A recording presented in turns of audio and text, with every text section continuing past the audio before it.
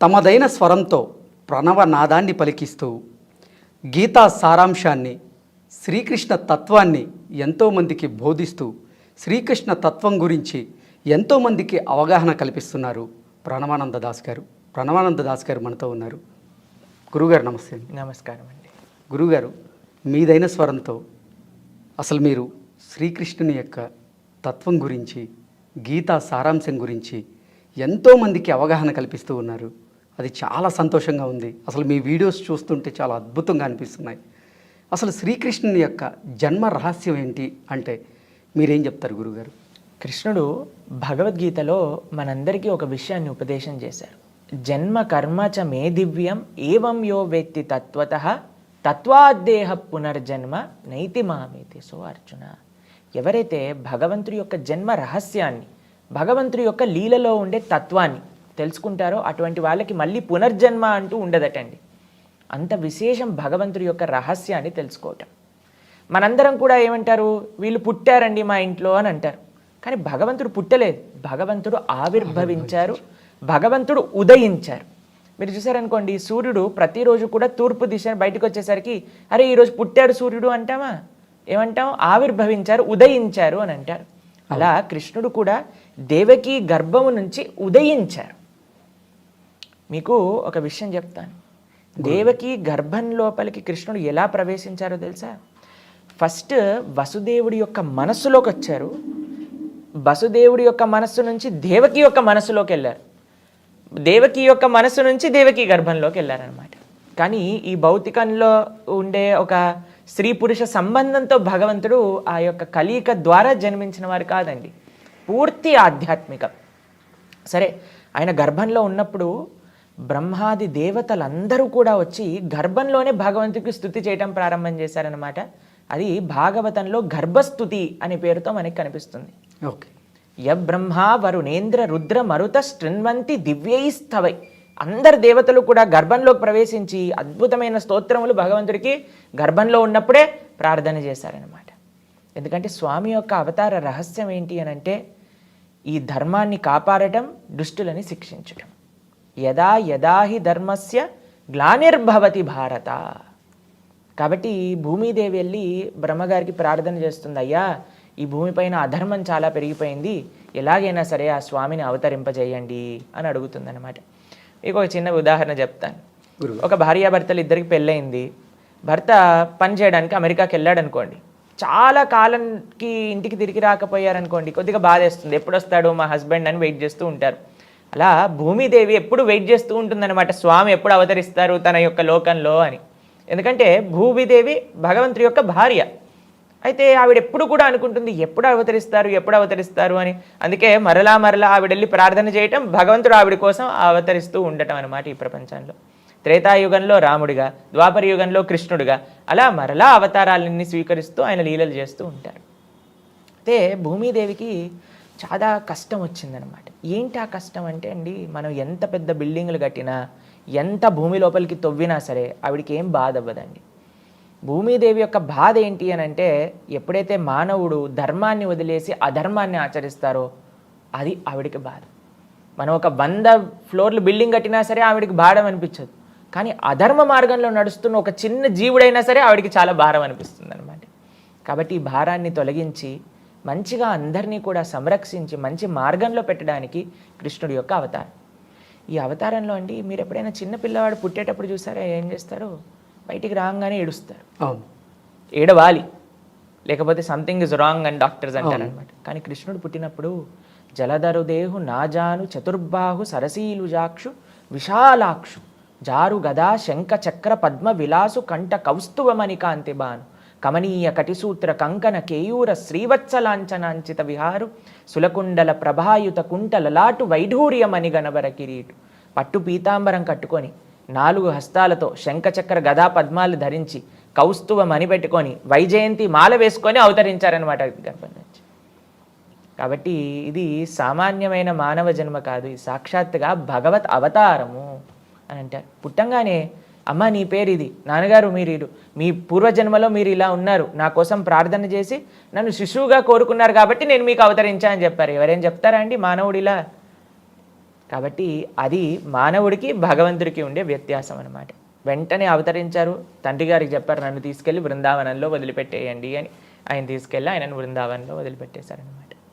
ఇది భగవంతుడి యొక్క విలక్షణమైన అవతార రహస్యం. అసలు ఈ బృందావనానికి ఉన్నటువంటి మహత్యం ఏంటి, ఈ బృందావనానికి ఉన్నటువంటి విశిష్టత గురించి ఏం చెప్తారు? గోపికలు ఒకసారి భగవంతుడికి ప్రార్థన చేస్తూ ఒక విషయం చెప్తారనమాట. ఈ భూమికే ఒక ఆభరణం బృందావనం. భూమికి ఎందుకు మహాత్యం వచ్చిందట అంటే బృందావనం ఈ భూమిలో ఉన్నందుకు ఈ భూలోకానికే మహాత్యం వచ్చిందట. మరి బృందావనం అంత గొప్పగా అవ్వడానికి ఏంటి కారణము అని అంటే భగవంతుడి యొక్క శ్రీచరణాలు బృందావనం మొత్తంలో అలంకారమై ఉంటుందన్నమాట. యద్దేవకీసుత పదాంబుజ లబ్ధ లక్ష్మి అని అంటారనమాట.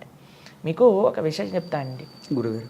బృందావనం ఎటువంటి ప్రదేశం అని అంటే, మీరు ఎప్పుడైనా ఈ లీల విన్నారా? సాక్షాత్తుగా కృష్ణుడు ఒకసారి మట్టిని తింటారనమాట. అవును, మృతభక్షణ లీల అని అంటారు. అయితే ఎందుకు కృష్ణుడు మట్టిని తింటున్నారు అని అంటే బృందావనంలో తన భక్తులు ఎప్పుడూ కూడా నిరంతరం నడుస్తూ ఉంటారు. గోపికలు, గోపాల బాలులు, ఆవులు, దూడలు అన్నీ కూడా. అయితే వాళ్ళ యొక్క చరణధూళి కృష్ణుడికి అంత శ్రేష్టంగా ఆయన స్వీకరించే యోగ్యంగా ఉంటుందట. అది బృందావనం యొక్క మహత్యం. బృందావనంలో కృష్ణుడు నడుస్తే అండి తన యొక్క అడుగులు పడతాయి కదా బృందావనంలో. ఇన్ని వేల లక్షల ఆవులున్నా సరే ఒక్క ఆవు కూడా ఆ బృందావనంలో కృష్ణుడు పెట్టిన అడుగు పైన అడుగేయదటండి. ఎవ్వరూ కూడా ఆ అడుగుల్ని చెడపరట. ఎప్పటికీ ఆ అడుగులు అలానే ఉంటాయట కృష్ణుడు ఉన్నప్పుడు బృందావనంలో. కాబట్టి అవి ఎలా ఉంటాయి అని అంటే బృందావనం వేసుకున్న ఆభరణాలుగా కృష్ణుడి యొక్క శ్రీచరణాలు దర్శనమిస్తూ ఉంటాయట. ఆ శ్రీచరణాలు ఉన్నందుకు బృందావనానికి మహాత్యం, ఆ బృందావనం అందుకు ఈ భూలోకానికే మహాత్యము అని చెప్తారనమాట. సాక్షాత్తుగా ఒకసారి బ్రహ్మ వస్తాడండి బృందావనానికి. అప్పుడు భగవంతుడికి ప్రార్థన చేస్తూ ఏమంటారో తెలుసా? ఈ బృందావనంలో మట్టిగా ఉండటం నాకు నిజమైన సాఫల్యం నా జన్మకి అని బ్రహ్మ ప్రార్థన చేస్తాడు. ఉద్ధవుడు అని కృష్ణుడి యొక్క స్నేహితుడు అన్నమాట. ఆయన వచ్చినప్పుడు ఆయన అంటారు, బృందావనంలో ఒక గడ్డిగా, ఒక చిన్న లతగా మారటం నా జీవితాన్ని యొక్క అభిలాష. ఎందుకంటే బృందావనం నలు దిశల కృష్ణ ప్రేమ తత్వంతో కూడుకున్నది. అక్కడ భగవంతుడి పట్ల ప్రేమ అంతే, ఇంకా దానికి మించి బ్రజవాసులు ఏమీ ఆలోచించరు. మనకి తెలుసు గోపికలందరి యొక్క వృత్తి అక్కడ నందగోకులంలో పాలు పితకటం, చక్కగా వాటి నుంచి పెరుగు నుంచి వెన్న నుంచి నెయ్యి. అయితే వీళ్ళందరూ కూడా నెయ్యిని, వెన్నని, పెరుగుని అమ్ముకోవడానికి వెళ్తూ ఉండేవారన్నమాట. తలల పైన మీరు చూసే ఉంటారు గోపికలు ఒక కుండ పైన ఒక కుండ పెట్టుకొని వెళ్తూ ఉంటారు. అయితే వాళ్ళు ఏం అమ్మాలండి?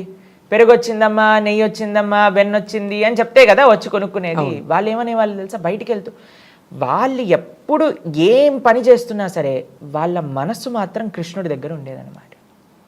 అయితే వీళ్ళందరూ బయటికి వెళ్ళి వెన్న, పెరుగు, నెయ్యి తీసుకోండి అనకుండా గోవిందుణ్ణి తీసుకోండి, మాధవుణ్ణి తీసుకోండి, శ్రీధరుణ్ణి తీసుకోండి అని కృష్ణుడి యొక్క నామాలే చెప్తూ ఉంటారనమాట. గోవింద దామోదర మాధవేతి. ఎందుకంటే మురారి పాదార్పిత చిత్త వృత్తి. వాళ్ళ యొక్క వృత్తి, వాళ్ళ యొక్క మనసు బృందావనం నుండి ప్రతి ఒక్కళ్ళండి. గోపికలు తీసుకోండి, గోపాలలు బాలు తీసుకోండి, అలానే ఆవులు, దూడలు, అందరికీ కూడా కృష్ణుడు అంటే అంత అపరిమితమైన ప్రేమ. కృష్ణుడు ఫ్లూట్ వాయిస్తుంటే బృందావనంలో మీరు చూస్తారు పక్షులు ఎప్పుడు కూడా ఏదో ఒకటి అరుస్తూ ఉంటాయి, ఎక్కడికో ఒకరికి అటు ఇటు తిరుగుతూనే ఉంటాయన్నమాట. కానీ ఎప్పుడైతే కృష్ణుడు ఫ్లూట్ వాయిస్తాడో అలా ఆకాశంలో పైన ఎగురుతున్న పక్షులు కూడా కిందికి వచ్చేసి వింటూ ఉంటాయట కృష్ణుడు వాయించే ఫ్లూట్ని, మురళీగానం. ఆయన ఎప్పుడు కూడా ఇలా పక్షులు ఎప్పుడు కూడా ఏదో ఒక సౌండ్ చేస్తూ ఉంటాయి కదండి. కానీ కృష్ణుడు ఆ వేణువుని వాయించేటప్పుడు కళ్ళు మూసుకొని ఇలా ధ్యానం చేస్తూ ఉంటాయట ఆ వేణువు పైన. అక్కడ ఉండే జింకలు, అన్ని ప్రాణులు కూడా కృష్ణుడినే తదేకంగా చూస్తూ ఉంటాయట. కృష్ణుడు ఉన్నాడు అని అంటే వాళ్ళకి ఇంకా ఏం అవసరం లేదు బృందావనం. అటువంటి కృష్ణ ప్రేమ కలిగిన భూమే బృందావనం. కాబట్టి ఎవరెవరికి ఆ భగవంతుడి పైన అపరిమితమైన ప్రేమ, భక్తి కావాలి అని అనుకుంటున్నారో అటువంటి వాళ్ళు తప్పకుండా బృందావనాన్ని దర్శించాలి. ఇది బృందావనం యొక్క విశిష్టత. రాధాకృష్ణుల మధ్య ఉన్నటువంటి సంబంధం గురించి, ప్రేమ గురించి చెప్పాలంటే మీరేం చెప్తారు? రాధా కృష్ణ వీళ్ళిద్దరూ ఒకటే స్వరూపం. కృష్ణుడి పట్ల ప్రేమ అనేది రాధారాణి యొక్క తత్వం అన్నమాట. కృష్ణ ప్రేమ, కృష్ణ భక్తి. మనం భక్తి అనే వర్డ్ వాడుతూ ఉంటాం కదండి, ఆ భక్తి యొక్క స్వరూపమే రాధారాణి. అందరి దగ్గర భగవంతుడి పట్ల ప్రేమ ఎవరి యొక్క ప్రేరణ చేతైతే లభిస్తుందో అదే శ్రీమతి రాధారాణి అనమాట. మనకి ఈ ప్రపంచంలో రాధాకృష్ణుల యొక్క తత్వం అంత ఈజీగా అర్థం కాదండి. వాళ్ళిద్దరి మధ్యలో ఉండే ప్రేమ ఎటువంటిదంటే ఈ భౌతికమైన ప్రేమ కాదండి. ఒక అమ్మాయి అబ్బాయి మధ్యలో ఈ ప్రపంచంలో ప్రేమ కలుగుతూ ఉంటుంది, అది రాధాకృష్ణుల యొక్క ప్రేమతత్వం కాదు. మా గురువుగారు ఒక విషయం చెప్తూ ఉంటారు, love means service, love means sacrifice. ప్రేమ అంటే సేవ, ప్రేమ అంటే త్యాగం. ఇది రాధాకృష్ణుల యొక్క ప్రేమ. ఎప్పుడూ కూడా నాకు ఏం కావాలి అని ఆలోచించారనుకోండి, అది ప్రేమ కాదండి. వేరే వాళ్ళకి నేను ఎలా సేవ చేయగలుగుతాను అని ఆలోచించినప్పుడే నిజమైన ప్రేమ. ప్రేమలో అండి ఒక లక్షణం ఉంటుంది, ఏంటో తెలుసా? అది సెల్ఫ్లెస్నెస్ అని అంటారనమాట. అంటే నిస్వార్థ భావన. ఎక్కడైతే స్వార్థం ఉంటుందో అక్కడ ప్రేమ ఉండలేదు. ఎక్కడైతే నిస్వార్థత ఉంటుందో అక్కడే నిజమైన ప్రేమ అనేది లభిస్తుంది. మీకు ఒకసారి కృష్ణుడు బృందావనంలో ఉండే ఆ గోపికల యొక్క ప్రేమ, రాధారాణి యొక్క ప్రేమ ఈ ప్రపంచానికి తెలియాలి అని ఒకసారి నారదుడితో చెప్తాడనమాట. అయ్యా, నాకు చాలా తలనొప్పిగా వస్తుంది, ఈ తలనొప్పిని తగ్గించాలి అని అంటే మీరు నా భక్తుల యొక్క చరణాలపై నుండి ధూళి, పాదాలపై నుండే ధూళిని తీసుకొచ్చి నా తలపైన రాస్తే తగ్గుతుంది అని చెప్తారనమాట. నారదుడు ఆశ్చర్యపోతాడు, ఏ భక్తుడు స్వామి కృష్ణుడి పైన మన చరణాలు పాదాలపై నుండి ధూళిస్తానంటే ఎవరు ఒప్పుకుంటారండి? అయితే నారదుడు ప్రయత్నం చేయడానికి అందరి దగ్గరికి వెళ్తూ ఉన్నాడనమాట. వీళ్ళని అడుగుతున్నారు, వాళ్ళని అడుగుతున్నారు, యోగుల్ని, ముషుల్ని, ఎంతమందినో అడుగుతున్నారు. వాళ్ళందరూ అంటారు, అయ్యా భగవంతుడి పట్ల అపతాదం అయిపోతుంది, మేము నరకానికి వెళ్ళాల్సి వస్తుంది ఇలా చేస్తే, కాబట్టి మేము ఎటువంటి పరిస్థితుల్లో మా చరణాల యొక్క ధూళిని ఇవ్వము అని చెప్పేశారనమాట. చిట్ట చివరికి ఆయన వెతుకుతూ బృందావనానికి వెళ్ళారు. బృందావనానికి వెళ్ళి ఆ గోపికలను అడిగారనమాట, అయ్యా కృష్ణుడికి తలనొప్పి వస్తుందట, మీ పాదాలపై నుండి ధూళినిస్తే ఆయన తలనొప్పి తగ్గుతుందట. గోపికలు ఏం చేశారో తెలుసా అండి? వెంటనే వాటర్లో తమ పాదాలని పెట్టేసి మట్టిలో బొర్లి మొత్తం మట్టిని సేకరించి నారదుడి చేతిలో పెట్టారు. నారదుడు అంటారు, మీరు ఏం చేస్తున్నారో తెలుసా? కొన్ని కోట్ల జన్మలు నరకానికి వెళ్ళాల్సి వస్తుంది మీరు ఇలా భగవంతుడి పైన అపరాధం చేస్తే అని అంటే, గోపికలు అంటారు, మేము శాశ్వతంగా నరకానికి వెళ్ళినా పర్వాలేదు, ఒక్క క్షణం కృష్ణుడి యొక్క తలనొప్పి పోతే మా వల్ల అని చెప్తారనమాట. కాబట్టి గోపికలకి, శ్రీమతి రాధారాణికి కృష్ణుడి పట్ల ఉన్న ప్రేమ ఎటువంటిది అని అంటే, మేము ఎలా భగవంతుడికి సేవ చేసుకోవాలి, ఆయనని ఎలా మేము సంరక్షించుకోవాలి, ఆయనకి ఎలా ఆనందాన్ని ఇవ్వాలి అనే తప్ప మాకు ఆయన దగ్గర నుంచి ఆనందం కావాలి అనే భావన కాదు. ఇది నిజమైన ప్రేమ, ఇది నిజమైన నిస్వార్థమైన ప్రేమ. మనము రాధాకృష్ణుల యొక్క ప్రేమతత్వం నుంచి మన జీవితంలో నేర్చుకోవాల్సింది ఏంటి అని అంటే, ప్రతిసారి మనం చూస్తూ ఉంటామండి, చాలామంది మాతో చెప్తూ ఉంటారు, ప్రభుజీ ఇలా ఎందుకు చేశారు వాళ్ళు, ఇలా ఎందుకు నన్ను ఈ మాటలు అన్నారు, ఇలా ఎందుకు మమ్మల్ని చూసుకోలేదు అని అంటే, మనకి ఎక్స్పెక్టేషన్, ఇలా చేయాలి, అలా చేయాలి, వేరే వాళ్ళు మనతో ఇలా ఉండాలి, అలా ఉండాలి. కానీ ప్రేమ ఎక్కడ ఉంటుందో తెలుసా అండి? ఎక్కడైతే ఎందుకు వాళ్ళు అలా బిహేవ్ చేయాల్సి వచ్చింది, అరే ఇన్ని రోజులు బాగానే ఉన్నారు కదా, ఎందుకు ఈ రోజు నన్ను ఆ మాట అన్నారు, వాళ్ళ జీవితంలో ఏం జరుగుతుంది, వాళ్ళు ఏ ప్రాబ్లమ్స్లో ఉన్నారు అని మనం ఆలోచిస్తామండి. ఎంతవరకైనా సరే మమ్మల్ని ఎందుకు ఇలా అన్నారు అనే పట్టుదలతో మనం ఉంటాం. కానీ ప్రేమ అనేది నిస్వార్థమైన భావన. గోపికలకి, రాధారానికి కృష్ణుడి పట్ల ఉన్న ప్రేమ నిర్మలమైనది, ఎంతో ఆధ్యాత్మికమైనది, భౌతికమైన ప్రేమ కాదనమాట. అతయేవ ప్రేమ కామ బహూత అంతర. ఈ కామానికి అంటే ఇన్ఫాక్చుయేషన్ అని అంటాం కదండి ఈ ప్రపంచంలో, దానికి ఇంకా ప్రేమకి బహూత అంతర అంటే చాలా అంతరం ఉందట. కామ తమో అంధకార్. ఈ ఇన్ఫాక్చుయేషన్ అనేది డార్క్నెస్, రాత్రిపూట ఉండే ఆ చీకటి ఉంటుంది కదండి, దాంతో సమానంగా పోల్చారు. అదే నిర్మలమైన ప్రేమ ఎటువంటిది అని అంటే, సూర్య నిర్మల భాస్కర. నిర్మలమైన సూర్యుడు వచ్చినప్పుడు ఎంత వెలుగు, ఎంత కాంతి ఉంటుందో, ప్రేమ వచ్చినప్పుడు కూడా అంత వెలుగు, అంత కాంతి ఉంటుంది. కానీ ఈ ప్రపంచంలో మనం కొన్నిసార్లు ప్రేమ చూస్తామండి, మీరు టీవీలలో చూస్తూ ఉంటారు, ఒకళ్ళు ప్రేమించలేదు, ఒప్పుకోలేదు అని యాసిడ్ పోసేయటం లేదా చంపేయటం మనం ఢిల్లీలో చూసాం. అవును, ఇది ప్రేమ అంటారా అండి? కాబట్టి ప్రేమ అంటే ఎదుటి వాడి దగ్గర నుంచి నాకేం వస్తుంది అని ఆలోచించటం కాదు, నేను ఎదుటి వారికి ఎలా సేవ చేయగలుగుతాను అని ఆలోచించటమే ప్రేమ. దానికి మూలము రాధాకృష్ణులు. కాబట్టి నిజమైన ప్రేమ ఈ ప్రపంచంలో ఒక జీవుడికి భగవంతుడికి మాత్రమే సంబంధం అవుతుంది అని చెప్తారనమాట మన శాస్త్రం. శ్రీకృష్ణ భగవానునికి 16,000 మంది రాణులు ఉన్నారు అంటారు. దాని గురించి మీరేం చెప్తారు? శ్రీకృష్ణుడికి 16,108 మంది భార్యలు. అయితే దీని విషయం గురించి కొన్ని ప్రస్తావన చేస్తాను. 8 మంది భార్యలు కృష్ణుడికి ముందే ఉన్నారు, స్వామి వివాహం చేసుకున్నారనమాట. ఒక అసురుడు ఉన్నారు, నరకాసురుడు ఆయన పేరు అనమాట.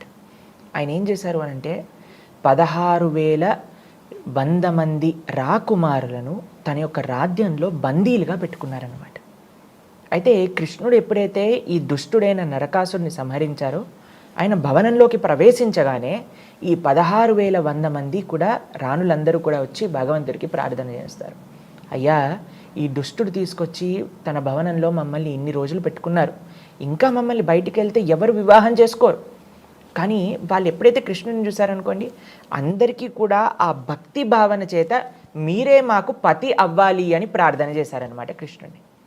అయితే భగవంతుడండి ఎంతమంది యొక్క కోరికలైనా తీర్చేయగలిగే శక్తి ఉన్నారు ఆయనకి. ఇప్పుడు చూడండి, వెంకటేశ్వర స్వామి దగ్గరికి ప్రతి నిత్యం ఎన్ని వేల మంది భక్తులు వెళ్తున్నారండి. అందరినీ కూడా ఆయన కృప చేస్తున్నారు, అందరినీ కటాక్షిస్తున్నారు కదా. అది స్వామి యొక్క సామర్థ్యం. ఎందుకంటే ఆయన సాక్షాత్తుగా భగవంతుడు కాబట్టి. సరే, అందరూ కూడా ప్రార్థన చేశారు, కృష్ణ మాకు నువ్వు కావాలి. అందరినీ వివాహం చేసేసుకున్నారు. అందరినీ వివాహం చేసేసుకున్నాక ఈ ప్రపంచంలో అండి చాలామంది చెప్తారు, ప్రభుజీ మాకు మీ ఆశ్రమానికి వచ్చేయాలని ఉంది ప్రభుజీ అని. అంటే వెంటనే మీకు పెళ్ళయిందా అండి అని అడుగుతాం. అయిందండి, అందుకే ఈ కోరికలన్నీ వస్తున్నాయి అని చెప్తానమాట నేను. ఎందుకు అని అంటే అండి, ఒక గృహస్థాశ్రమాన్ని, ఒక కుటుంబాన్ని మనం జాగ్రత్తగా చూసుకోవాలి అని అంటే అది చాలా కష్టమైన విషయం అండి. బాధ్యత అనేది అంత ఈజీ కాదు. బాధ్యత తీసుకున్నప్పుడు దాన్ని సక్రమంగా నిర్వర్తించాలి కూడా. అయితే కృష్ణుడు 16,108 భార్యలను వివాహం చేసుకున్న 16,108 బంగారు భవనాలు ఇచ్చారు. మీకు ఇంకొక విశేషం చెప్పనా అండి, 16,108 స్వరూపాలతో కృష్ణుడు ప్రతి ఒక్క రాణి దగ్గర ఉండేవారనమాట. అంతేకాని ఒకరోజు ఒక రాణి దగ్గర, ఇంకో రోజు ఇంకో రాణి దగ్గర కాదు. 16,108 స్వరూపాలతో ఒకటే సమయంలో అందరి దగ్గర ఉండేవారనమాట. నారదుడు ఒకసారి ద్వారకకు వచ్చి అసలు కృష్ణుడు ఏం చేస్తున్నాడు అని చూసేసరికి ఒక భవనంలో రుక్మిణితో మాట్లాడుతున్నాడు, ఇంకో భవనంతో సత్యభామతో చెస్ ఆడుతున్నారు, ఇంకో భవనంలో సంధ్యావందనం చేస్తున్నారు, ఇంకో భవనంలో పేదవాళ్ళకి దానం ఇస్తున్నారు, ఇంకో భవనంలో ఉద్ధవుడితో మాట్లాడుతున్నారు, ఇంకో భవనంలో బ్రాహ్మణులకి చక్కగా సేవ చేస్తూ ఉన్నారు, ఇంకో భవనంలో చూసేసరికి బ్రహ్మాండంగా ఆరాధన చేసుకుంటూ ఉన్నారు, ఇంకో భవనంలో ధ్యానం చేస్తూ ఉన్నారు. 16,108 భవనాలలో ఒకటే ఒకసారి స్వామి ఉండగలుగుతారు. అలా ఈ ప్రపంచంలో ఎవరైనా ఉండగలుగుతారా అండి? నేను మీతో షూటింగ్ చేస్తూ పై స్టూడియోలో షూటింగ్ చేస్తూ కింద స్టూడియోలో షూటింగ్ చేస్తూ ఒకసారి చేయగలుగుతామా? సాధ్యం కాని పని. అది జీవుడు, అది భగవంతుడు అన్నమాట. కాబట్టి భగవంతుని ప్రశ్నిస్తారు చాలామంది, ఎందుకు కృష్ణుడు ఇంతమంది వివాహాలు చేసుకున్నారు? ఎందుకంటే ఆయనకు ఆ సామర్థ్యం, ఆయనకు ఆ శక్తి, ఆయనకు ఆ తత్వం ఉంది కాబట్టి. కృష్ణుడిని అందరూ కూడా ఏమంటారో తెలుసా అండి, 16,108 వివాహాలు చేసుకున్నారు, ఎంత అన్యాయం ఇది అని అంటారు. కానీ మేమెందుకు చేసుకోకూడదు అని కూడా కొంతమంది అడుగుతారండి ఈ ప్రపంచంలో. వాళ్ళకి ఆన్సర్ ఏంటో తెలుసా? మీరు ఫస్ట్ గోవర్ధనాన్ని ఎత్తండి, ఫస్ట్ కాళీయుడిని దమన చేయండి, పూతనను సంహరించండి. ఒకసారి బృందావనంలో మొత్తం ఆ ఫారెస్ట్ మొత్తం కూడా అగ్ని పడుతుందన్నమాట. వెంటనే కృష్ణుడు అనేసి ఆ అగ్నిని మొత్తం కూడా లోపలికి తీసేసుకుంటారు. 7 రోజులు 7 రాత్రులు అంత పెద్ద 21 కిలోమీటర్లు, ఇప్పుడు మనం గోవర్ధనాన్ని చూస్తే అటువంటి గోవర్ధనాన్ని ఎడమ చేతి చిటికని వేలు పైన ధరించారు. ఈ శక్తి ఎవరికి ఉందండి? మనం ఒక బాటిల్ని 7 నిమిషాలు పెట్టుకోలేము చేతి పైన. ఎంత లైట్ వస్తువు అయినా సరే మనకి అది జీవతత్వం అనమాట, మనకి శక్తి లేదు. భగవంతుడు విలక్షణమైన ఆ స్వరూపాన్ని, ఆయన యొక్క ఐశ్వర్యాన్ని చూపించగలిగిన శక్తి ఆయన దగ్గర ఉంది. కేవలం ఆయన వివాహాలు చేసుకోలేదండి, ప్రతి ఒక్కళ్ళకి కూడా తన గృహస్థ ఆశ్రమ బాధ్యతలన్నీ కూడా చక్కగా చేశారు. ఇది భగవతత్వం.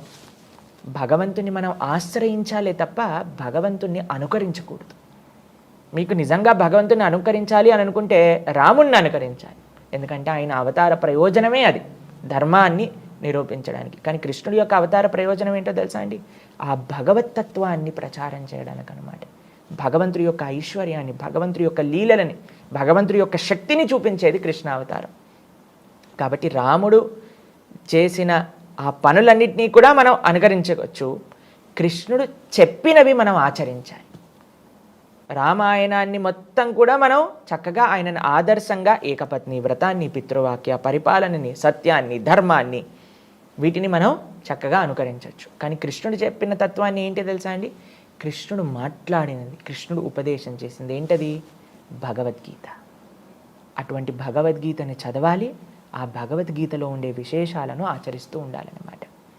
అందుకే మనం ఏదైనా చిన్న మెషిన్ కొన్నా అండి, దానికి ఒక మాన్యువల్ అనేది వస్తుంది. ఎలా ఈ మెషిన్ని వాడాలి, ఏ బటన్ నొక్కితే ఏమవుతుంది అని అన్నీ కూడా రాసి ఉంటుంది. ఒక్కసారి మనం చదువుకున్నాం అనుకోండి, ఇంకా మనం హ్యాపీగా ఆ యొక్క మెషిన్ని యూజ్ చేయొచ్చు. ఈ మానవ శరీరం అనేది కూడా ఒక యంత్రం లాంటిది. ఈ యంత్రాన్ని ఎలా యూజ్ చేయాలి అని చెప్పేది భగవద్గీత. కాబట్టి రాముడు ఆచరించింది ఆచరించాలి, కృష్ణుడు చెప్పింది ఆచరించాలి. అదే భగవద్గీత. దాన్ని తప్పకుండా ప్రతి ఒక్కళ్ళు అధ్యయనం చేయాలి, జీవితంలో ఆచరించడానికి ప్రయత్నం చేయాలి. అసలు ఈ భగవద్గీత ఎవరు చదవాలి, ఎలా చదవాలి, ఎప్పుడు చదవాలి? అసలు ఈ భగవద్గీత పార్థివ దేహాన్ని తీసుకెళ్ళేటప్పుడు మాత్రమే వినిపించేటువంటి ఒక గ్రంథమా అంటే మీరేమంటారు? చాలా మంచి ప్రశ్న మీరు అడిగింది.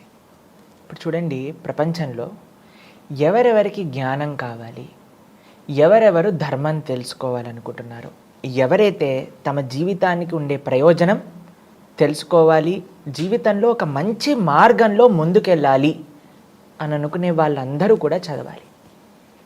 అంటే ఇందులో ఎవరైనా ఎగ్జామ్షన్ ఇవ్వచ్చా అండి? ఈ ప్రస్తావనలో ఎవ్వరూ కాదు. అటు చిన్న పిల్లల నుంచి పెద్దవాళ్ళ వరకు అందరికీ కూడా మంచిగా సుఖంగా ఉండాలి, మంచి మనస్సు, మంచి శరీరం, మంచి భగవద్భక్తి, ధర్మం ఇవన్నీ కావాలనుకుంటున్నాం కదా. కాబట్టి ప్రతి ఒక్కళ్ళు అధ్యయనం చేయాల్సిన గ్రంథం ఏదన్నా ఉంటే అది భగవద్గీత. ఇది చాలా ముఖ్యంగా అందరూ అడగాలి. ఎందుకంటే చాలామంది మమ్మల్ని అడుగుతుంటారు, ప్రభుజీ మేము చదవచ్చా భగవద్గీత, స్త్రీలు చదవచ్చా, పిల్లలు చదవచ్చా? ప్రతి ఒక్కళ్ళు కూడా చదవాల్సిన గ్రంథం నిజంగా ఏదన్నా ఉంటే అది భగవద్గీతే అండి. అందుకే అన్ని సాంప్రదాయాలకు సంబంధించిన ఆచార్యులు కూడా భగవద్గీతను మనకి ప్రస్తావన చేశారు. అది సనాతన ధర్మానికి ఒక పుస్తకం, కంపల్సరీ పుస్తకం అనేదన్నా ఉంటే అది భగవద్గీత. కాబట్టి దీన్ని ప్రతి ఒక్కళ్ళు అధ్యయనం చేయాలి. మీరు చెప్పారు కదా, కేవలం ఒక మనిషి చనిపోయినప్పుడే భగవద్గీత మనం చూస్తూ ఉంటాం, ప్లే చేస్తూ ఉంటాం. కానీ అది నిజమైన ప్రయోజనం కాదండి. ఆయన పోయాక ఆయన ఏం చేస్తాడు? భగవద్గీత విని చివరి అక్కడ ఎందుకు ఇలా చేస్తారంటే మీకు ఒక విషయం చెప్తాను. ఆ సమయంలో జనాలందరికీ కూడా ఇసుమంతైన ఆలోచన వస్తుందేమో, అయ్యా వీడి జీవితం మొత్తం కూడా ఒక విషయం కోసం తన జీవితాన్ని వెచ్చించేశాడే, కానీ చిట్ట చివరికి ఏం తీసుకెళ్లకుండా వెళ్తున్నారు కదా అన్నప్పుడు కొద్దిగా అయినా తత్వంగా ఆలోచిస్తారేమో, అక్కడ భగవద్గీత చెప్తే ఏమైనా మనసుకి అంటుతుందేమో అని ప్రయత్నం చేయడానికి అక్కడ పెద్దలు భగవద్గీత చెప్పాలి అని ప్రస్తావన చేశారనమాట. మీరు చూసారనుకోండి, గరుడ పురాణం అలానే భగవద్గీత ఈ రెండింటినీ కూడా చెప్తూ ఉంటారు. ఎందుకు అనంటే మిగతా వినే వాళ్ళందరూ మారాలి, విని ఇది చేస్తే మీకు ఇలా జరుగుతుంది, కాబట్టి ఈ తప్పులు చేయకండి, జీవితంలో ఇప్పటి నుంచైనా సంస్కరణ పొందండి అని మనకి చెప్పడానికి అనమాట. నిజంగా భగవద్గీత అండి ఎంత విశేషమైన పుస్తకం అంటే, ప్రతి ఒక్కళ్ళు కూడా సుఖంగా ఎంతమంది అయితే ఉండాలనుకుంటున్నారు, శాంతిగా ఎంతమంది అయితే ఉండాలనుకుంటున్నారు, ప్రపంచంలో మీరు ఎవరితోటి ఉన్నా సరే వాళ్ళందరితో మీ రిలేషన్షిప్ బాగుండాలి అని ఎంతమంది అయితే అనుకుంటున్నారు, మాట్లాడటం ఎవరైతే తెలుసుకోవాలి అని అనుకుంటున్నారో, టైం మేనేజ్ ఎలా చేయాలి అని అనుకుంటున్నారో, జీవితంలో ఉండే ప్రతి ఒక్క రహస్యాన్ని తెలుసుకోవాలి అని ఎంతమంది అయితే సంకల్పం చేసుకుంటున్నారో వాళ్ళందరూ భగవద్గీత చదవాలన్నమాట. కాబట్టి చాలామంది మమ్మల్ని అడుగుతుంటారండి, భగవద్గీత యుద్ధం అవుతుందట కదా భగవద్గీత ఇంట్లో ఉంటే. కాదండి, ఏదన్నా ఇంట్లో యుద్ధం అవుతుంటే ఆ యుద్ధాన్ని శాంతింపజేసే శక్తి భగవద్గీతకు ఉంది. ఎందుకో తెలుసా, భగవద్గీత సమానత్వాన్ని బోధిస్తుంది, భగవద్గీత శాంతిని బోధిస్తుంది. కాంటెక్స్ట్ ఆఫ్ భగవద్గీత మీరు చూసారనుకోండి, అది ఒక యుద్ధ భూమిలో చెప్పిందే, కానీ దాంట్లో ఏం చెప్పారు అని మన పరిశీలన చేస్తే మన యొక్క నిజ జీవితం గురించి ప్రస్తావన చేశారు కృష్ణుడు. ఎవరితో ఎలా ఉండాలి, ఎలా మాట్లాడాలి, ఏం తినాలి, ఎలా పడుకోవాలి, అన్ని విషయాలను కూడా ఎంతో అద్భుతంగా జీవుడు అంటే ఏంటి, పరమాత్మ అంటే ఏంటి, జీవుడికి పరమాత్మకి ఉండే సంబంధం ఏంటి, ఒక జీవుడు భగవంతుని ఎలా చేరుకోవచ్చు, ఇంత చిన్న విషయం నుంచి అంత గొప్పదైన తత్వం వరకు ప్రతి ఒక్కటి కూడా చెప్తారనమాట భగవద్గీతలో. కాబట్టి భగవద్గీత అనేది చాలా విశేషమైన పుస్తకం. భగవద్గీత చదివిన వాళ్ళు ఎప్పటికీ కూడా ఎవరిని కూడా ఇబ్బంది పెట్టలేరు. ఎందుకో తెలుసా, కృష్ణుడు చెప్తాడు భగవద్గీతలో, సునీచైవ స్వభాకేచ పండిత సమదర్శిన విద్యా వినయ సంపన్నే బ్రహ్మణే గవిహస్తినే సునీచైవ స్వభాకేచ పండిత సమదర్శన. మనం ఈ ప్రపంచంలో చూస్తామండి. నిన్ననే ఒకరు మాతో చెప్తున్నారు, ప్రభుజీ మీకు విషయం తెలుసా, ఈ ప్రపంచంలో ఉండే వాళ్ళు మనల్ని ఎలా జడ్జి చేస్తారంటే, మనం వేసుకున్న చొక్కా ఏ బ్రాండో చూస్తారండి ఫస్ట్, మనం పెట్టుకున్న వాచ్ ఏ కంపెనీదో చూస్తారు, మనం వేసుకున్న షూస్ మంచి బ్రాండెడా లేవా చూస్తారు, తర్వాత ఆలోచిస్తారు వీడితో నేను ఫ్రెండ్షిప్ చేయాలా లేదా అని ఆలోచిస్తారట ఈ ప్రపంచంలో. మాకు తెలియదు, ఒకళ్ళు చెప్తున్నారనమాట మాతోటి, ఇలా ఉంది ప్రభుజీ మా కొలీగ్స్ అందరు ఇలా ఉన్నారు అని. కానీ భగవద్గీత ఏం చెప్తుందో తెలుసా అండి, సమానత్వం. ఎవరైనా సరే అందరిలో కూడా భగవంతుడి యొక్క అంశని చూడు, ఏది కూడా తారతమ్యం లేదు. నువ్వు ఎంత గొప్పవాడివైనా సరే అందరూ గొప్పవాళ్ళే, ఎందుకంటే అందరూ కూడా భగవంతుడి యొక్క అంశలే. కాబట్టి సునీచైవ స్వభాకేచ, ప్రతి జీవుల్లో కూడా భగవంతుని చూడటం నేర్పించేది భగవద్గీత. మనం చూస్తామండి, ఎప్పుడైతే కుచేలుడు కృష్ణుని కలవడానికి వస్తారో, ఆయన ధోతిలో అన్నీ కూడా చిన్న చిన్న నాట్స్ వేసి ఉన్నాయండి. ఎందుకంటే అన్ని చోట్ల ఆయన ధోతి, చినిగిపోయిన ధోతి వేసేసుకున్నారు. అంత చాలా బక్కగా ఉండిపోయి పేదరికం కనిపిస్తుంది సుధాముడిలో. కానీ అంత ద్వారకకి రాజైన కృష్ణుడు, జగన్నాథుడైన భగవంతుడు పరిగెత్తుకుంటూ సుధాముడిని ఎంబ్రేస్ చేసుకున్నారు, కౌగలించుకున్నారు. ఎందుకనంటే కృష్ణుడు ఎప్పుడు కూడా నువ్వేంటి అనే విషయాన్ని చూడరండి. అలా చూసే స్వభావం భగవంతుడిది కాదు, ఈ ప్రపంచంలో ఉండే జనాలకు ఉంటుంది. ఎందుకు అనంటే వాళ్ళు భగవద్గీత, మన శాస్త్రం ఏం చెప్తుందో అధ్యయనం చేయలేదు. శాస్త్రం సమానత్వాన్ని బోధిస్తుంది. శాస్త్రం వసుదైవ కుటుంబకం, అందరం కూడా ఒక తండ్రికి చెందిన వాళ్ళం అని చెప్పేదే భగవద్గీత. ఆ స్వామి, ఆ తండ్రి గురించి చెప్పేదే భగవద్గీత. కాబట్టి ఈ ప్రపంచంలో ఉన్న అన్ని ప్రాబ్లమ్స్కి సొల్యూషన్ ఏదైనా ఒక పుస్తకం అందిస్తుంది అని అంటే అది శ్రీమద్ భగవద్గీత. భగవద్గీత నుంచి మనిషి గ్రహించాల్సినటువంటి ప్రధానమైనటువంటి అంశాలు ఏంటి అంటే మీరేం చెప్తారు గురుగారు? మనకి భగవద్గీత అందరు ఆచార్యులు కూడా సనాతన ధర్మానికి ఒక బేసిక్ అండ్ మోస్ట్ ఇంపార్టెంట్ పుస్తకంగా మనకు అందించారనమాట. అయితే ఈ భగవద్గీత ఏం చెప్తుంది అని అంటే ప్రధానంగా 5 అంశముల గురించి భగవద్గీత మాట్లాడుతుంది. ఏంటి 5 అంశములు అని అంటే, ఈశ్వరుడు అంటే, భగవంతుడు అంటే ఎవరు, మొట్టమొదటి విషయం. మనం, జీవుడు అంటే ఎవరు, జీవుడికి ఉండాల్సిన కర్తవ్యం ఏంటి. కొన్నిసార్లు మమ్మల్ని చాలాసార్లు అడుగుతారు, ఏంటో తెలుసా అండి, ప్రభుజీ మనం ఎందుకు పుట్టాం ప్రభుజీ, ఈ ప్రపంచం అంటే ఏంటి, భగవంతుడు అంటే ఏంటి, భగవంతుడిని ఎలా చేరుకోవాలి. చాలామంది ఆధ్యాత్మికంగా ఆలోచించే వాళ్ళందరికీ కూడా వచ్చే బేసిక్ ప్రశ్నలు ఇవే. మనం ఎందుకు పుట్టాం, ఏం చేయాలి, భగవంతుడు ఎవరు, ఎలా ఆశ్రయించాలి, ఇవే భగవద్గీత ఆన్సర్ చేసే ప్రశ్నలు అనమాట. ఈశ్వరుడు అంటే ఎవరు, జీవుడు అంటే ఏంటి, ప్రకృతి అంటే ఏంటి, మనం చూస్తున్నాం కదా మన చుట్టూ ఉండే ఈ ప్రకృతి అంటే ఏంటి, దాని తర్వాత కాలం, టైం అంటే ఏంటి, దాని తర్వాత చిట్ట చివరి అంశం భగవద్గీత దేనైతే ప్రస్తావన చేస్తుందో అది కర్మ. ఓకే, కర్మ గురించి, కాలం గురించి, ప్రకృతి గురించి, ఈశ్వరుడు గురించి, జీవుడు గురించి, ఇవన్నీ కూడా మనం భగవద్గీతలో మనం పొందవచ్చు. ఇది కాకుండా ఎవరెవరికి ఏం కావాలన్నా సరే భగవద్గీత మనకి అందిస్తుంది.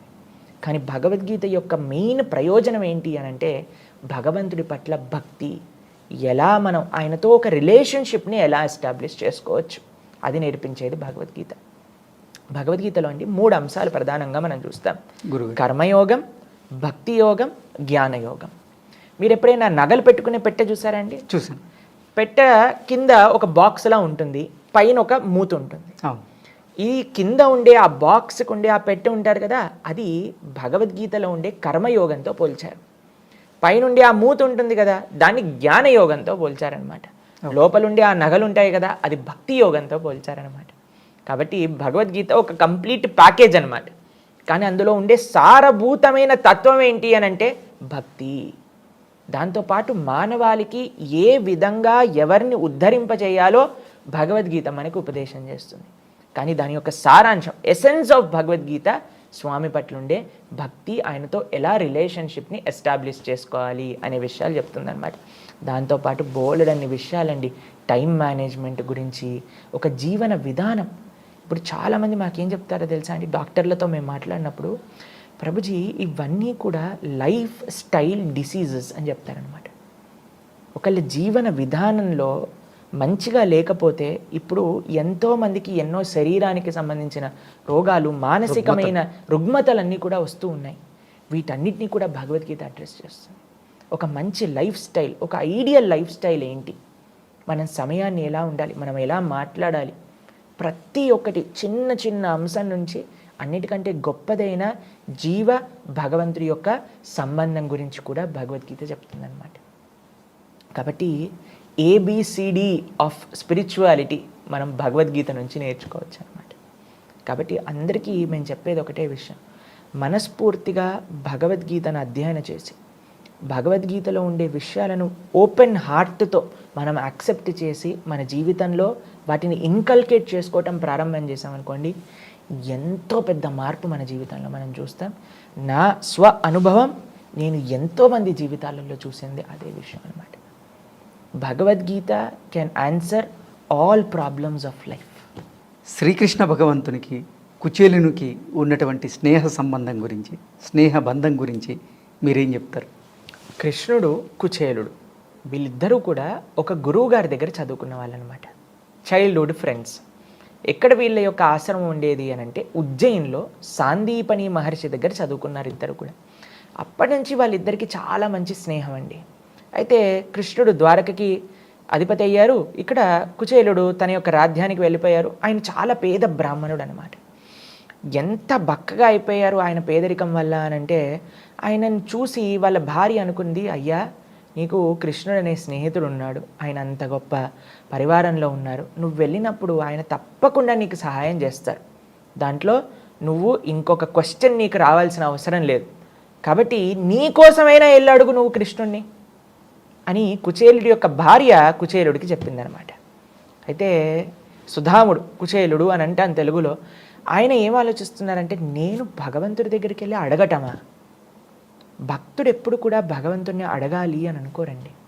భక్తి అంటే భగవంతుడిని అడగటం కాదు, కేవలం భగవంతుడి యొక్క సేవ నేను ఎలా చేసుకోవాలి అని ఆలోచించడమే భక్తి. ఇక్కడ చూడండి, మనం సుధాముడు కృష్ణుడి యొక్క స్నేహబంధంలో ఒక భక్తుడి యొక్క తత్వం, భగవంతుడి యొక్క తత్వం పూర్తిగా తెలుసుకోవచ్చు. చాలా విశేషమైన లీల అనమాట ఇది. సుధాముడు వెళ్ళాడు, ద్వారకా నగరానికి ఉండే ఆ రాజభటులు ఎవరైతే డోర్ కీపర్స్ ఉన్నారో వాళ్ళ దగ్గరికి వెళ్ళి, అయ్యా నేను లోపలికి వెళ్ళాలనుకుంటున్నా అని అంటారనమాట. అప్పుడు వాళ్ళు అడుగుతారు, మీకు ఏం కావాలో చెప్పండి అని అంటే, అక్కడ సుధాముడు కానీ నాకు ధనం కావాలి అని అడుగుంటే ఆ డోర్ కీపర్సే ఇచ్చేవాళ్ళండి. అంత ఐశ్వర్యం ద్వారకలో ఉండే ఆ భటులకే ఉండేదట. కానీ కుచేలుడు ఏమన్నాడో తెలుసా, నాకు డబ్బులు కాదు, ఆయన ఎప్పుడు కూడా అడగలేదండి, నాకు కృష్ణ దర్శనం కావాలి, నా స్నేహితుడిని నేను కలవాలి అని అన్నారు. వీళ్ళు వెళ్ళి కృష్ణుడికి చెప్పారు, అయ్యా నీ స్నేహితుడట ఎవరో కుచేలుడు వచ్చాడు అనగానే రుక్మిణీదేవి యొక్క భవనంలో ఉండే కృష్ణుడు పరిగెత్తుకుంటూ వచ్చేసి ఆ సుధాముడిని కౌగలించేసుకుంటారండి. ఎంత ఆనంద బాష్పాలు ఇద్దరికీ కూడా, అటు కృష్ణుడికి ఇటు కుచేలుడికి. కానీ చూడలేదంటే, నువ్వేం బట్టలు వేసుకున్నావు, నువ్వు ఎలా ఉన్నావు, నువ్వు పేదరికంలో ఉన్నావా, నువ్వు అడివి. కృష్ణుడు ఎప్పుడూ చూడటం, కృష్ణుడికి ఎప్పుడూ కూడా ఇవి తారతమ్యం అనేది కృష్ణుడిలో మనస్తత్వం కాదండి.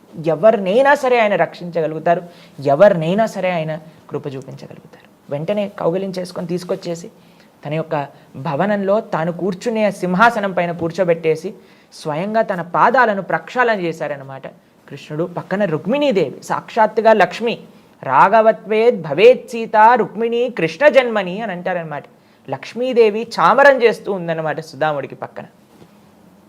అయితే వాళ్ళిద్దరూ కూడా ఒకరి పక్కన ఒకరు కూర్చొని మాట్లాడుకుంటూ ఉన్నారు.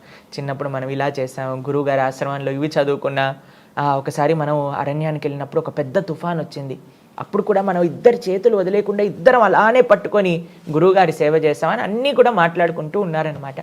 అప్పుడు కృష్ణుడు అంటాడు, ధామ కుచేల, నాకు తెలుసు నువ్వు నా దగ్గరికి వచ్చేటప్పుడు ఒంటరి చేతులతో రావని, ఏం తెచ్చావు చూపి అని అంటే ఈయనకు సిగ్గు అనమాట. ఈయన అంత పేదరికంలో ఉండి అండి కృష్ణుడి దగ్గరికి వెళ్తున్నప్పుడు నేను ఏదన్నా తీసుకెళ్ళాలి అని మొత్తం ఇల్లు ఎత్తుకుతే ఆయనకు దొరికింది అటుకులు, ఎండిపోయిన అటుకులు. వాటిని తీసుకొని 4 గుప్పెడ్లు చేతిలో పెట్టుకొని ఒక చిన్న మూటలో కట్టుకొని ఆయన ధోతిలో పెట్టుకొని వెళ్ళాడనమాట ద్వారకకి. అయితే కృష్ణుడు అడుగుతున్నాడు, ఏంటి ఎక్కడ ఉంది, ఏదో తెచ్చావు చూపించు చూపించు అనేసరికి ఆయన దాచిపెట్టుకుంది కూడా కృష్ణుడు తీసేసుకొని ఒక్కొక్క అడుగు పిడికిలు తింటూ ఉంటే కృష్ణుడు అంటాడండి, ఈ ప్రపంచంలో ఇప్పటి వరకు ఇంత మంచి నైవేద్యాన్ని నేను ఇప్పటి వరకు స్వీకరించలేదు అని చెప్తాడండి. ఇది కృష్ణుడికి ఉండే ప్రేమ.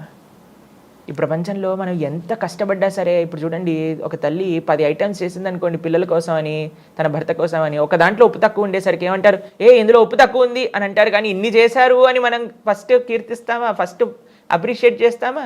లేదు. కానీ కృష్ణుడు ఏంటి తెలుసా అండి, ఆయన అప్రిషియేట్ చేయటం, ప్రేమనివ్వటం. పత్రం పుష్పం ఫలం తోయం యోమే భక్తా ప్రయశ్చతి. భక్తితో భగవంతుడికి ఏమి సమర్పణ చేసినా సరే అంత ప్రేమగా, అంత చూసారా మీరు కృష్ణుడి యొక్క ఫోటో మీరు సుధాముడితో చూసారనుకోండి, అలా ఆనంద పుష్పాలు కారుతూ ఉంటాయన్నమాట కృష్ణుడికి. ఏం తెచ్చాడండి, ఎండిపోయిన అటుకులు. ఆయనకి లేవా అండి ద్వారకలో? ఎంత ఐశ్వర్యం ఉంది, అయినా సరే ఆయనకు కావాల్సింది ఏంటో తెలుసా, మన యొక్క ప్రేమ, భక్తి. ఈ భావన స్వామికి ప్రధానం. అయితే అలా అలా ఒక్కొక్క గొప్పడి తినేస్తూ ఉన్నారు. రుక్మిణీదేవి వచ్చి చేయబట్టేసుకుంటుంది అనమాట. కృష్ణ ఏం చేస్తున్నావు నువ్వు, ఎండిపోయిన అటుకులు తింటే నీ కడుపు నొప్పి వచ్చేస్తుంది అని రుక్మిణీదేవి ఆపేస్తుంది అనమాట కృష్ణుని తినకుండా. కానీ ఇప్పుడు చూడండి, సుధాముడు ఒక్క కోరిక కూడా, ఆ రోజు రాత్రంతా ద్వారకలో ఉంటారు, ప్రొద్దున పూట వెళ్ళిపోతారు. కానీ కృష్ణుడిని ఒక్క విషయం కూడా అడగారు ఆయన. నాకు డబ్బులు ఇవ్వని కానీ, సహాయం చేయని కానీ, నేను ఈ కష్టాల్లో ఉన్నా కానీ అని చెప్పలేదు ఆయన.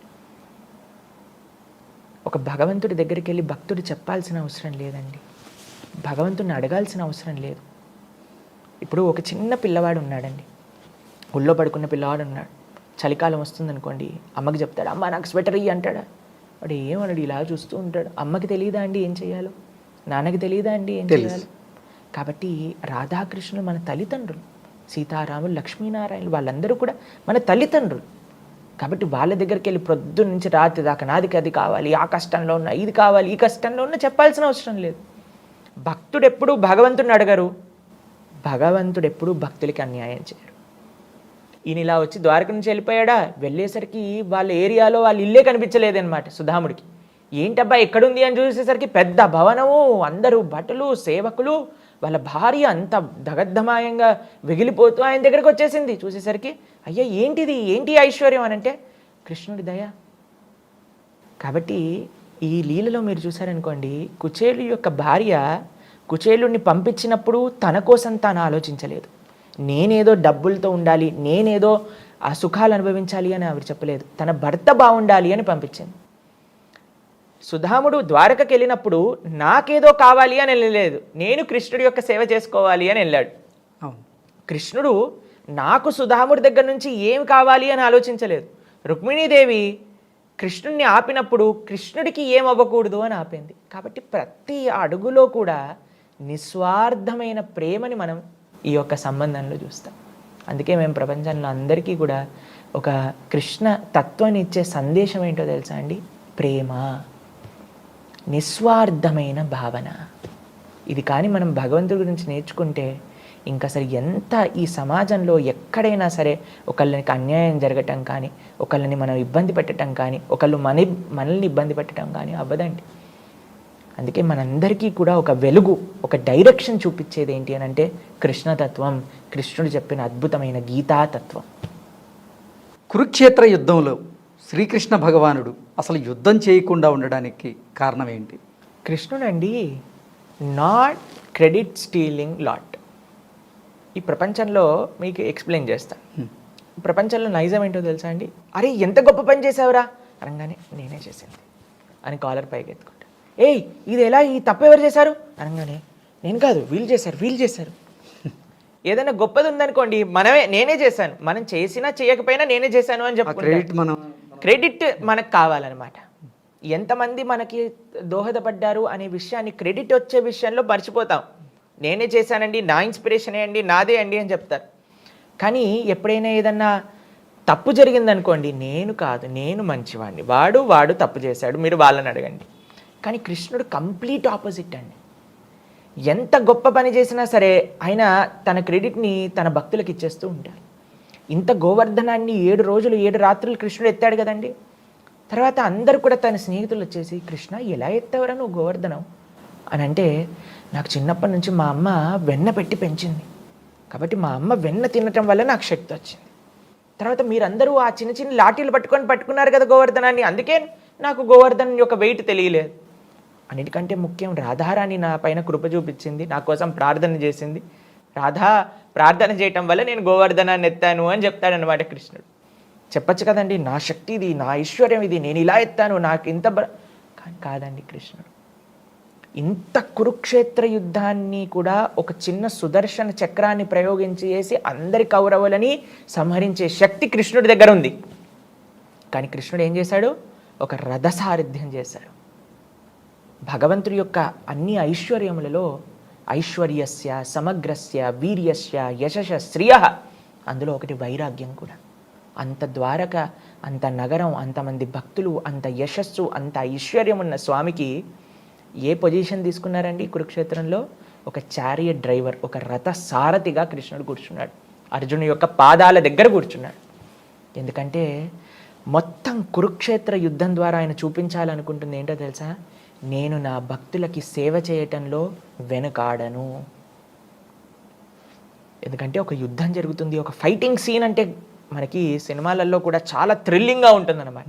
ధర్మానికి అధర్మానికి మధ్య అయితే జరుగుతుంది. మొత్తం ఆ భారతంలోనే అన్నిటికంటే థ్రిల్లింగ్ సీన్ ఏంటి అని అంటే ఆ యుద్ధం సీన్. అందులో హీరో ఎక్కడున్నాడు అని చూసేసరికి కెమెరా పెట్టేసి రథసారథ్యం చేస్తున్నారు అనమాట. లేకపోతే మనం సినిమాలలో చూస్తాం, హీరో ఎంట్రీ ఎలా ఉంటుంది, ఇలా దుమ్ములు లేవటాలు, ఇలా సుమోలు పైకి ఎగరటాలు, అన్నీ ఇలా ఉంటుంది, గ్రాఫిక్గా ఉంటుంది. కానీ ఆ కురుక్షేత్ర యుద్ధంలో కృష్ణుడు రథసారథ్యం చేస్తూ చెప్తుంది ఏంటి అని అంటే, నేను నా భక్తుల యొక్క సేవనే నాకు నిజమైన ఐశ్వర్యము, దానికి నేను ఏదన్నా చేయగలుగుతాను. కాబట్టి ఇంత కురుక్షేత్ర యుద్ధాన్ని ఆయనే చేయించిన, ఇన్ ద సెన్స్ ఇప్పుడు విశ్వరూపంలో చూపిస్తారండి. అందరు కౌరవులు కృష్ణుడే సంహరిస్తున్నారు, అయినా సరే క్రెడిట్ ఎవరికి వెళ్ళింది? అర్జునుడికి వెళ్ళింది. కాబట్టి స్వామి అంతా తాను చేస్తాడు, తన భక్తులకి క్రెడిట్ని ఇచ్చేస్తాడు అనమాట. క్రెడిట్ తన దగ్గర పెట్టుకోడు. ఇంత రామరావణ యుద్ధం అయ్యాక లంకని రాముడు పాలించారా? లేదు, విభీషణుడికి ఇచ్చేశారు. అధర్మపూరితమైన వాలిని సంహరించాక ఆ యొక్క సామ్రాజ్యాన్ని సుగ్రీవుడు వాలి యొక్క కుమారుడికి అప్పచెప్పారు. కృష్ణుడికి ఏం అవసరం లేదండి, ఆయన ఆత్మారాముడు. ఆయన ధర్మాన్ని స్థాపించడం, యోగ్యమైన వాళ్ళకి దాన్ని ఇవ్వడం. కాబట్టి ఇంత కురుక్షేత్ర యుద్ధాన్ని తానే జయించిన, తన యొక్క శక్తి ద్వారానే నడిపించిన, కానీ క్రెడిట్ మాత్రం అర్జునుడికి ఇచ్చేశారు. అర్జునుడు ఇంత పెద్ద వీరుడు, భీముడు, పరాక్రమం కలిగిన వాడు, యుధిష్ఠిరుడు, ధర్మ, ఇది ఆయన యొక్క తత్వం అన్నమాట. కాబట్టి ఆయనకి ఏ గొప్పతనాన్ని కూడా ఆయన ఎక్స్పెక్ట్ చేయరు, తన భక్తులకి కీర్తి ఇచ్చటంలోనే ఆయన ఆనందం ఉందన్నమాట. ఓకే గురువు గారు, ధన్యవాదాలు.